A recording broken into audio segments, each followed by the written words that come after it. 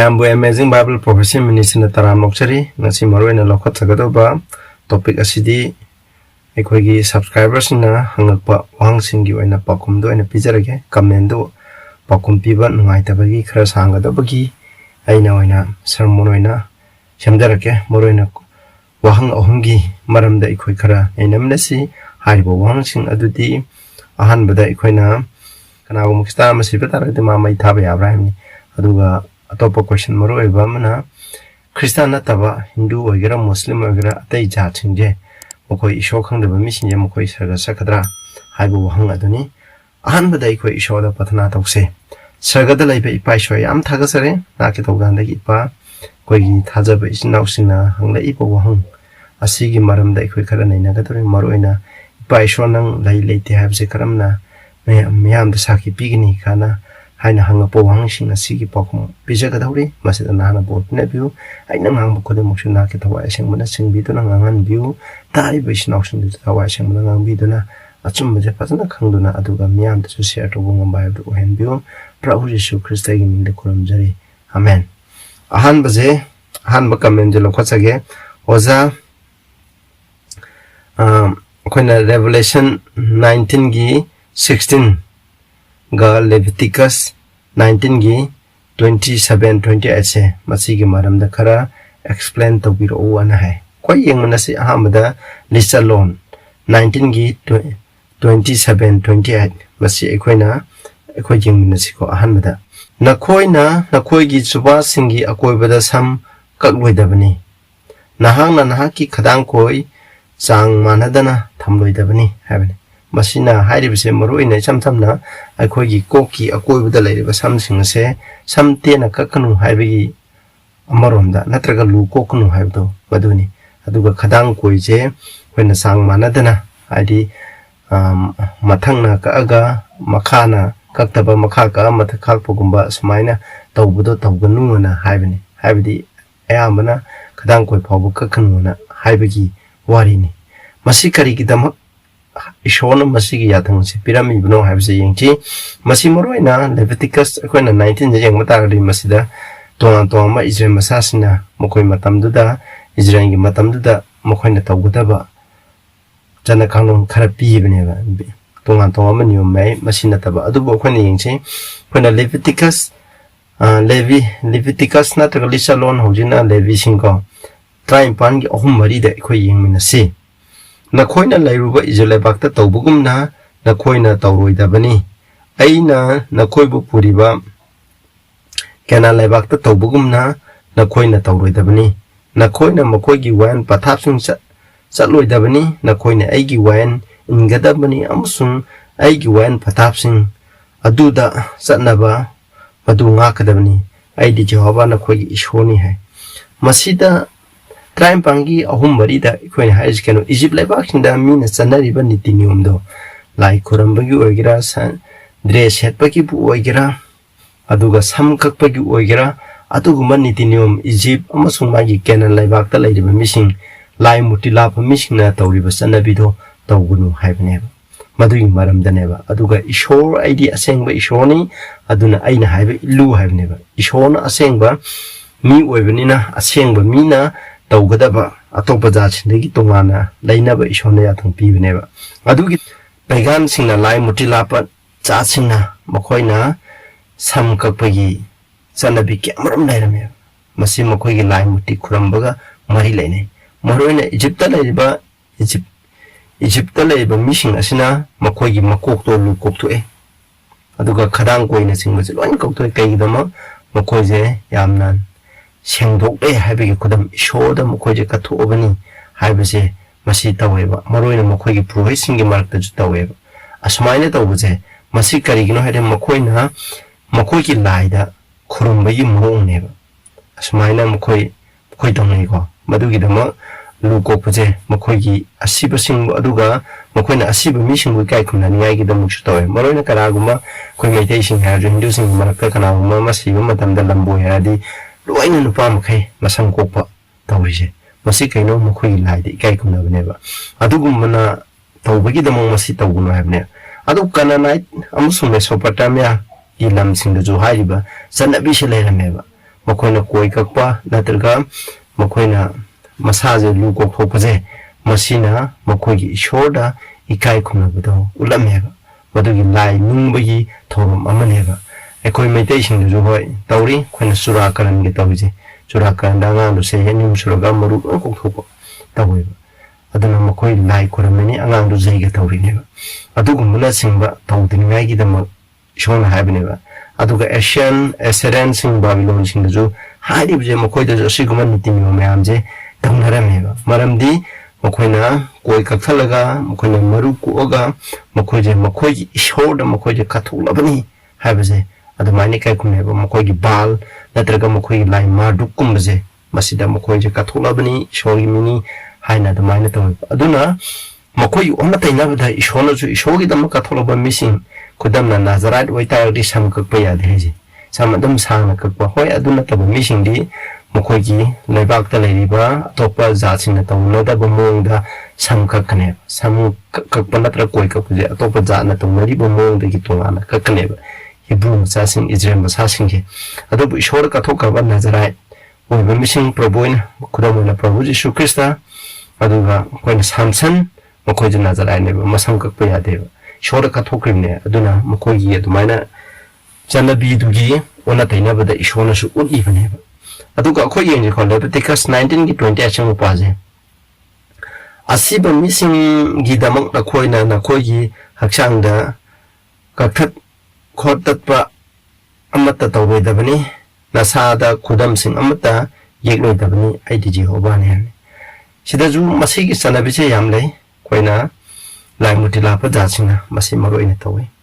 maram di mo khoina kana gumam siba matamda awa phondo ini haduna makut kaktatpa makuta ko blena tha thobuna kakthulaga I talaga ngai da phondo ko asina singbigi thabak se yam tawe adubu shogi misina di masi tawe ade aduga ma khakpaje maroina huji tatu gumba hakpaje masi ju phate hai kari gino hai tadi tatu hakpaje masina khoi gi haksang da ju tatu ma lokthon ya hna ba matam yam changbane sinawsang ek hakkibaje ek ta ko na bona da paisa du changi matam du changi aduga masina haksang ju pahande aduna yengduna aduga matam du lebe misina makhoi ju aduga mado tawna bana maram hoidana makhoi gi lai singi makhoi gi moti singdo masada hakpai kai kunati ni haiduna thamaina tawba adugumna ishongi misina su tawbe yaroi hebje masine aduga first king I think 27:20 atena koina paragadi khangani masida alaijana su mount camerenda balgi hadi numit khurumba numit ki maicho bal khurumba maicho sing aduga mahak matanda sayang donaba matanda balgi maicho sing dona mukoida ishora hajaba matanda taraktabada makoigi masa singdo thang athobam sungta ki masina kapta charaga I taraga makoida ishora hajeba sumai tabagadi ishona pembi hamne adugo khoi shode da maina pemba leite khoi shode pukchen sengna ai khoina phattaba mukai thaduga ishoda pukchen sengna sangjaba lala su lalena sangjabdo maduda ishoda yamna tabiyeba adu kanawma atopa jatsingidi karigumba ma aduna ne thaina gi atopa lai khurumba misina shona pini ngani haidana masaga kattana tawdibse karigino adu ishona pamdeba shona pamdi ekoi gi thamoi sengmuda pame mahana haiba inmaduneba aduga atopa jasinadi mi katpa sa angang sing phabu bali tawroga hatlibdane adu tari ishona pembi hena masi siguma sanabi laibegi de makta ishona tawgum habne aduga phondok piba trampan gi tratukse amuk ekoi sida khaitang amuk yemnase aseng bagidi phondok piba trampan haibse masi gi chapter je kaino Prabhu Jesu Krishna ani shuba lapa dakari tawgani habdo madugi maram daneba maroina tratukse didam mahaki phida amusung mapaiganda aiba min ama lei ningthau singge ningthau amusung mapu singge mapu habne Prabhu Jesu Krishna ani shuba la pon matana magi min ani legini madu the King of Kings ningthau singge King of Kings have the King sabiga tadi prithvi da leireba khudin maki khoi phamnai sing hadis mokoi president or prime minister or ningthau pambo gasu leireba lengang mapu khudin mokse masigi marta ma han tawbane masigi athadi aroiba matamde sinawsang prithvi da leireba khudin moksina khusam naraga ishorgi mising marta lan tawrokane ꯏꯁꯣꯔꯅ ꯁꯦꯝꯕ ꯅꯤꯌꯣꯝꯒꯤ ꯃꯔꯛꯇ ꯂꯥꯟ ꯇꯧꯔꯛꯀꯅꯦꯕ ꯃꯁꯤꯗꯒꯤ ꯂꯥꯟ ꯇꯧꯅꯤꯡꯉꯥꯏꯒꯤꯗꯃꯛ ꯂꯥꯛꯄꯅꯦꯕ ꯑꯩꯈꯣꯏ ꯆꯦꯛꯁꯤꯟꯁꯤꯀꯣ ꯏꯁꯣꯔꯅ ꯍꯥꯏꯕ ꯏꯟꯕ ꯔꯦꯝꯅꯥꯟ ꯄꯤꯄꯜꯁꯤꯡ ꯏꯁꯣꯔꯒꯤ ꯌꯥꯊꯪꯁꯤꯡ ꯉꯥꯛꯄ ꯃꯔꯨꯑꯣꯏꯅ ꯁꯥꯕꯥꯟ ꯉꯥꯛꯄ ꯃꯤꯁꯤꯡ ꯍꯥꯏꯕꯁꯤꯗ ꯄ꯭ꯔꯤꯊꯤꯕꯤꯗ ꯂꯩꯕ ꯃꯤꯁꯤꯡꯅ ꯇꯥꯔꯒꯦꯠ ꯇꯧꯒꯅꯦꯕ ꯀꯔꯤꯒꯤꯗꯃꯛ ꯁꯣꯏꯗ꯭ꯔꯕꯅꯤ ꯃꯁꯤ ꯍꯧꯖꯤꯛ ꯑꯩꯈꯣꯏꯗ ꯈꯖꯤꯛꯇꯪ ꯉꯥꯏꯕ ꯃꯤꯁꯤꯡ ꯑꯁꯤꯗ ꯂꯥꯟ ꯇꯧꯔꯛꯀꯅꯦꯕ ꯑꯦꯃꯦꯒꯦꯗꯣꯟ ꯍꯥꯏꯁꯦ ꯀꯩꯁꯨ ꯅꯠꯇꯦ ꯄ꯭ꯔꯤꯊꯤꯕꯤꯗ ꯂꯩꯔꯤꯕ ꯁꯔꯀꯥꯔ ꯁꯩꯇꯥꯟꯒꯤ ꯃꯈꯥꯗ ꯂꯩꯔꯤꯕ ꯄꯨꯝꯅꯃꯛꯁꯦ ꯁꯔꯀꯥꯔ ꯂꯩꯔꯤꯕ ꯐꯝꯅꯥꯏꯕ ꯄꯨꯝꯅꯃꯛ ꯑꯁꯤꯅ ꯏꯁꯣꯔꯒꯤ ꯔꯦꯝꯅꯥꯟ ꯆꯔꯆ Revelation 12:17 lehoriba ishogi atangsing ngakpa Prabhu Jisu Kristagi thajab laiba mi kanglup kharase masigi mayokta mokoi muthaningai gi tamak tawpala dane battle of Armageddon haije masida ishona kanbingai gi tamak laaga phataba mising adu khatpa duneba madugu battle of Armageddon haina khangneba madugi maram dane ekoi ramnan gi markta yawnge onisi ko ramnan amu yai tadi masagi ishogi atangapa Prabhu Jisu Kristagi na haibenba Prabhu Jisu Kristagi thajaba laibase masi ugadamni aduga amana Lord of Lords haibse Lord of Lords haibse Lord haibdi lam mapusing adi sarkai makhada oigera oigi kaidong khamnaibasing aduna lamgi mapusing leba mapum de leba amda leju paisa senda upaiba mi am leidana asigu missing businessman oibe hai leidiba khudem oxige mayok taneba punam asina ju pitida leiba sarkar adugi businessman angam thong leidiba khudem oxige manaraga ishogi mi gi makta lan taguneba madudagi kaningai gi damo Prabhu Jisu Krishna lakne adugi damo market title the King of Kings nungthau singi nungthau Lord of Lords kobune prithibida leiba mi kalup ani khalegini nungthau phomnai basing oibama amana lamgi mapu paisa senjau paiba businessman tabu missing leiba myamje akalla thau leiba myamje masigi mayakta ishona lan tabu lakuni haibase mai khoi kaurugumsi aduga mathangda ani mathangi question dana nakoi screen da phajana yengko ai meg chapik kuna aina paabada khetang di ngai tare ado screens da sumaina comment da sumna haibire sida ko aja kana gumba mina ishor leite masida kari haiba yabage aduga Christian singna siraga mai thaba yabra yadabra haibigi matang da sambiro haibne ado ikoina hana yengasi ikoina ishor leite habji ki sakhi je karino habda ikoina yam lei sakhi masi ishor le habigi mingonda shor thajada ba mission da haini ngai masa yam lei Isaiah 40:26 ta pamina se awang badana khoyi ming thangalu mit thangalu punam ase kanana sembi khibno yengo mahangna maduda leiba makoi bu masing thiduna putholai abni awang phonde koina atiada yengda kai ui thom sakhingui harido kanana masing thiba ishona masing thenduna putholai yane mahangna makoi punam makpu maming panduna kauri thom sa kudema university leiba kudemak chi maming ki shona thole mahaki matik chawbu maramna amsu mahaki mapangan kanba maramna amutta sithabalaite masina num ishwagi sakile aduga khoina Psalm 147:4 hai amuge amnasi mahana thawam saksing bi masing thi mahana mkhoi puna mapung maming pandina kawi number 1 sakhi ishole hebigi sakhi je kanana uli hoina mi khuding mi pung khuding manum dang da mapan tokpa matamda atiada yengkhapa matamda wakhal khedang khanda biu adu matamda num khangani mase khona sakhi pi be awa atiada uri ba thawam chang masing thingamdre thawam chang masing je kudamak che ishona mai maming masing thi hai aduga makoi kudamak ki maming jumang na thole hai aduga hauzik galaxy masing ki am lei habje khona khulai masibu yengna ba telescope se masi hen sakti chenba yamna phoba telescope thola yu khudingi magi masing ge yam hinkaleba aduna sehi khudingi magi research mana telescope thagat padugi matungna astronomical Hubble space telescope asida yana phoba thai telescope mayam thola pojina maram oidana magi masing thibu jo hinkaleba ado galaxy masing ge 200 billion de gina 200 trillion ne hai thawam sang masing ge chawana kyam lai ge haba matamda yengba matamda huji latest ki matungna sidai ko 10 to the power 22 dagina 10 to the power 24 kyam ame si 6 trillion havni 6 trillion to 1 septillion havni havni ki athadi masing amat na thibu ngamroi ba universal loiba naide loiba naidaba universe da thawam sakse loiba naidana galaxy masing loiba naidana lay puna masida khangi ishor ma lay habse ekhoina cham cham na habe evolution theory na habe gi matane prithvi se kare su laitaba de ki por khudum loina semgi bane habne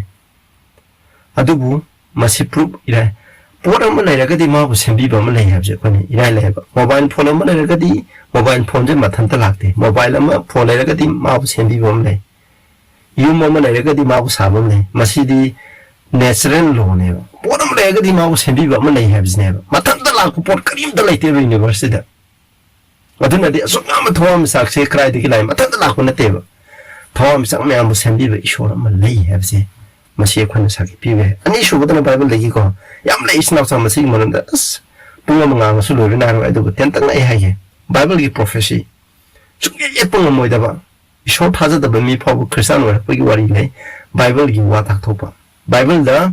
ngasi da gi sahi lising ani gi mamang da lising ani changa gi mamang da hoju ji tholi ba thobo me am bible da loi na hai do ame prabhu na pok pa si ba ma kara da pok ni chi ni kya da yong thok ne ham ni sing loi na hai do me ba maro na danen am su revelation je masi gi prophecy sing ye khon hai bi ku da mo na danen chapter 2 da babylon lakni mathan medo pasha lakni mathan the grace lakni adu gi matung da rom tara thona khai do khani adu gi matung da malam pti puna ma ku joi do ma le ba am ta la arwai hai bi madu gi matung kai lakni hai bi jin thok thok thwa da bible da haram mani lo thok re adu mathang da kai lakni stone kingdom lakni nung amana ta ra ga moti du je bi ni nung du di kana no prabhu yishu kristani adu di hai bi ma da thok ra bi na prabhu yishu kristana la pa thu idra thokani adu na ta ba ya am lai prophecy da ko adu masi maram da ne ma ba no khara hai khram ne ma no khara hai khram ne adu na samja lage prophecy lai adu ga amana aroi ba saki ma ha bi ngo matam da me pung khudum mata ishor de thajin ngai gi da ma ishor ma lai hai bi saki je me pung khudum da mai pi gi nai Christian khudimaki Christian oi ba khudimaki saki lai ni nangi saki do koi na hai bi re loi ai gi saki do ai kamai Christian oi ai na sumba kamai khangai hai ji ki saki do hai bi re loi adu ga mi ngo do hai bi hai shoma lai lai te je prasthana to loi ma ta sem ni hapta ma na to ni ma ni shon lang lai lai te je ngo do pi na prasthana to ba hu be bible ju ye mu shor kyam phai hai be ma hau tang na hai bi ne madu ma adu gi maram da jo khoi na asmai na hai adu Christian singna asiba missing mai thabya Christian we akoi gi snaw chung Christian ma sira do di ma mai thabya prime yade ai hau bu dan mai yade kudam na Joseph ki wadi da jo khoi ni hingbio Joseph na Genesis 50:26 ai parwa matam mai te ko khongchamba 13 gi 19 du Joshua 24 gi 32 na khoi pa Joseph no jo mai majin naw sinai mai gi sharu do phajana hayeng na khoi na kenan lebakta haidi mukoi gi chona wasa ki walum du da sappa matam da puraga madu da phajana ikai khuna upiu apam du da phumbu hamne Abraham loi phumi koi gi thaja ba Christian Bible gi matun da de loina leini bumi pung khudem mukta phum he ba du ga sol gi haksang du khoni yeng ba ko sol gi haksang de ke doi mahase jonathan ga mukoi ni je mukoi hala ba matung da Canada Palestine sing ko mukoi khota sire silpa matam da debina salaga mukoi mi tharaga mukoi phalang da yala thama mai macha do phajana lawruga laaga phajana phumbi ba masini asumaina akhona phumbi thabak je akhona tawgi ba aduga Ezekiel gi vision da jo man ulle hadi saru akang am saru do ishona loini hinkale aduna aroi ba matam da probuna ni shobla ko matam da khoi saru laga di masida jo hinkat khani ko asi maroi ni masida ju lagi ni hoi aduna tabba mayam lai nema tu gi thre da jo amana haje aina ning thau da hai ki ning thau kuina punsip ocean ai gi pai po sing mo phom sing leiba sahar adu mang taklabada amsung madu gi thongdong sing mai na chak thrup da ai gi mai thong kari gi waroi da ge adu mana hai bje ma gi mapa ma kusina phungbo mo phom Jerusalem da mang tak lai do madu gi mai ta ba phong do he adu ga khona hang ba ai hoi koi asang ma gi di koi Christian sing gi chnaw sing ya si bak sang je phadana phumbi ge dam ni aduna ta ba mayam jle phumba ya da ba hai di kana missing dak ages ki matam da anata ga man sing na mai tharak hin na ut on di bo mai tharak hat ki ba mayam lai aduga makoi sing adu di sa da pi cha thok ki belai makoi du di khon upai le tre aduna makoi di ishona makoi da makya ta guni aduna taba aduga akhona Roman Catholic na dominant to buma tana prithvi da leiba Christian mayam je hingna mai tha bi aina Facebook som letter gi wari mayam li gi do da jingbyo hingna mai tha gi balai ut on di phawle madu gi dam tadi akhona upai le dire ishona ma khoi gi dama thawang to bi gini ishona pam mu aduna taba sing gi akhona mai tha ba je yadi si snausa aduga mathangda amtang je gi ko akhona Hindu hoi sida no screen da yengbiro aina paronge samna harige masina mahana hangibje Hindu gumba adugo maite dharma sapa atopa Christian na taba atopa phet laiba misingje makhoi je yamna aphoba thabak toromagadi makhoi sarga sakatra haibani masigi maramda haibani ko akoina jo hoi akoina jo haijari Christian khudi moksu sarga saloi aduga phattaba tawbam phungkudi moksu sarga saloi adugo mi na tawje Mamanda to butugi matuina akhona sarga sende akhona romance ta pabji ko tugi 14 15 da asuna pamina se maram di wain da thang laitaba atopa jachina wain da thang adu da yawi basing adu mausana tawi makhoi asigi wain da thang laitrabasu makhoi masana wain da thang lei maduna makhoi gi thamoi nungde isin khaba wain da thang adu gi thabu ka uli makhoi gi asum maran khang Mba punung na susakipi makoy wakana karigumba matamda makoy bumaran pi Nattraga makoy bungapi abne ade masina habdi kaino hatadi mepung khudumukta ishona ko kona Christian oigira Christian ta boigira mepung khuduma ai khoi gi kamsan apabata kan bi wakal jida apaba karino phattaba karino habse loi ibi mepung khudumukta adam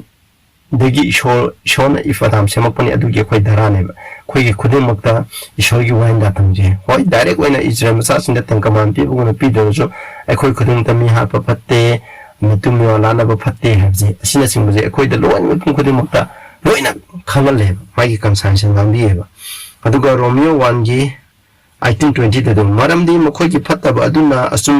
asumba adu Thingba ishoning da bam sum dharma senda bami pula muki matakta ishol gi mai hona sawba adu sagati gi phungdo lai maram de ishol gi maram da khangba ya ba adu mokoi da khangan bire maram de ishona mokoi da madu uhan bire maram di dang pan semba matam da gi hawna ubang amdaba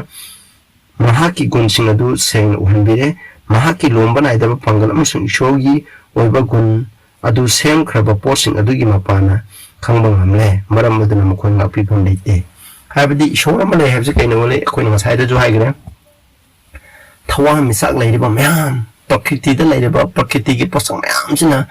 ishora ama lai habsi ule. Aduga akoi kansayna jungang bireba. Masi patte habsi. Kaigu mathabam tamdai na masi patte mi pogi poram na huram dai matanda patte. Mi wona masintiba ngam dai matanda patte habsi akoina ngangane.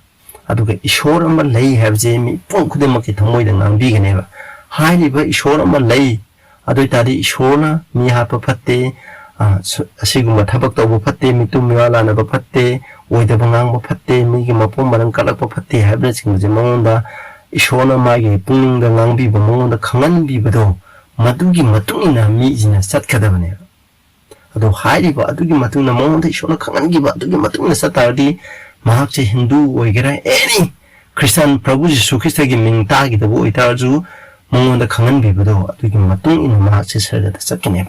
aduga ishona khangan badugi wangda mahana tawba taragadi mahak sarga saloiba tana manda koina Prabhu Jesu Christ gi ming phawta da Christian habje kai no khangda ba pitibi gi lama phang khudung da ba khudung da mi myam sigreba makoi adudagi mi kyamram sarga sakne marandi makoina khangba aphabado madugi matuina makoida ishona khangan biba makoi pungdi ishona ngang biba prakriti gi mapana ishona ngangan bibado madugi matuina makoida khangbugi matuina aphaba kudamak tormati makoi sarga sakaneba aduga tawdaba targadi makoi sarga saloi khona jam khona x 17 gi 30 da soyaje ngistana yame at a time khangdaba matamde ishona mit kupsan bi ani mandipu dika sanadre ko aduba hoji ti mapang khuding da leba khuding puning ngai aduna ne hoji shona mi pung khuding je khangan da leba pambi madugi da makta ne ishongi apho wapaude prithibi mapang khuding da sando haje maramdi ishona mi pung khuding je khangan da leba da pambi khangal laba matung da inda ba taragadi khoji bible na sakhi ore ne mano oksala ne adumai ne sna aduna hoji ꯈꯪꯍꯟꯅꯤꯡꯉꯥꯏꯒꯤ ꯗꯃꯛ ꯏꯁꯣꯔꯒꯤ ꯃꯐꯝ ꯈꯨꯗꯤꯡꯃꯛꯇ ꯏꯁꯣꯔꯒꯤ ꯑꯐꯕ ꯄꯥꯎꯁꯟꯗꯨ ꯍꯥꯏꯖꯩ ꯑꯗꯨꯒ zone 9:41 ꯗꯁꯨ ꯍꯥꯏꯖꯩ ꯅꯈꯣꯏꯅ ꯅꯃꯤꯠ ꯇꯥꯡꯂꯝꯂꯒꯗꯤ ꯅꯈꯣꯏꯅ ꯄꯥꯞ ꯂꯩꯇꯦ ꯑꯗꯨꯕꯨ ꯅꯈꯣꯏꯅ ꯎꯏ ꯍꯥꯏꯔꯕ ꯅꯈꯣꯏ ꯄꯥꯞ ꯂꯩ ꯍꯥꯏꯗꯤ ꯑꯩꯈꯣꯏꯅ ꯈꯪꯅ ꯇꯧꯔꯒꯗꯤ ꯐꯠꯇꯦ ꯍꯥꯏꯕꯁꯦ ꯈꯪꯅ ꯇꯧꯔꯒꯗꯤ ꯄꯥꯞ ꯂꯩꯔꯦ ꯑꯗꯨꯒꯨꯝꯕ ꯃꯤꯗꯣ ꯁꯔꯒ ꯆꯠꯂꯣꯏ ꯑꯗꯨꯕꯨ ꯁꯤ ꯇꯧꯕꯁꯦ ꯐꯠꯇꯦ ꯍꯥꯏꯅ ꯑꯩꯅ ꯈꯪꯗꯕꯤꯗ ꯐꯠꯇꯕ ꯀꯔꯤꯒꯨꯝꯕ ꯇꯧꯔꯝ ꯇꯥꯔꯕꯁꯨ ꯑꯩꯒꯤ ꯋꯥꯈꯜꯗ ꯑꯩꯒꯤ ꯀꯟꯁꯥꯏꯟꯁꯦ ꯏꯁꯣꯔꯅ ꯉꯥꯡꯕꯤꯗ꯭ꯔꯦ ꯍꯥꯏꯅ ꯈꯜꯂꯁꯦꯕ ꯉꯥꯡꯕꯤꯗꯕ ꯃꯇꯝꯗ ꯃꯤ ꯍꯥꯞꯄꯁꯦ ꯐꯠꯇꯦ ꯍꯥꯏꯅ ꯀꯔꯤꯒꯨꯝꯕ ꯑꯩꯅ ꯈꯜꯂꯒ tauram batara adu di shona ngapi khangdan tabu pati shona khona ngapi ba adu khangna tabudi yade adu James 4:17 afaba karino habse taw afaba tawba khanglaga madu tawdu ba habse pamne masini ko isnamsa aduna aikoina Hindu oigera any dharma da leba missing oigera makoju show khangdana siba missing do makoina khangjaba ishona ngambi budugi matung makoi sharga chakani aduga makoina khangbudugi matung indaba taadi makoi norok chakne aduni Christian khudin mujo koin sharga salwai maramdi yamna khangba mido mana khangbudugi matung na ingadam bible na habdugi matung ingadam khaitang khangbu mi khaitang ingadam ni masi ishona ipeda sembi bani hona khoigi ishodi micham khainaide sama da sama khangdi sama ingidam sama da sama khangaga ina 99 laba isharga salwai aina amaka chumba amaka khangaba madu ilaba adu tare isharga sakani adu bu ishona kaidongda amaka khang dilalo amaka khanglaba matungda ani khangalakani ani do ai intare adu imapung phai ohum khangalakani ohum den tare shona ingona khangan budo adu gi matung intare adu de imapung phai ba ai isharga sakani habise masine bisnausa adu ga karigumba na koina any bible gi maramda Bible ki prophecy oigira any topic amagi maramda khangdaba leiba taragadi sinausin comment da pibiro comment da dum haibiro adugi maramda isamal chengjake matangi Wednesday da koi live Wednesday da polgi pansi wari do sembiro hai madu Wednesday da semjrake aduga sinausin na support obigi matuna igi subscribers u karengala masigi da muktaga sari isinau mayam da share to biyo anugo mi orgna subscribe to biyo koi asumbudo thiminase asumbudo patana thiga bible na haibido madugi matingna chacheba sinausa aroi matamda bible na haibe inba mahuron da ina revelation phobi manunga bible na haibe inba misingdo madu sarga chatkaneba madu na tade koi chaloi koina prithvi no beje asuki mating na khrabani wa koina mangna lapui gidam koi tharang to manasi ena mayam da haijari dabi ba mayam da ishona bopi boshnu prathna tokse Sagada Levipa, Yam Tagazare, Naki Tokjandagi, Quena Hosing, Sinausin Hang Powang Kiagi, Pokum, Quena Kara Samlam Nani Necre, Matam Naidabana, Maramoidan Samlam Pijacre, the Harry Bishin auction the Subor Pinabu, a question hang on Bible the Kangan Bagi Matun the Sapungamba Wimbu, Prabhu Jesu Christ in the Kurumzari. Amen.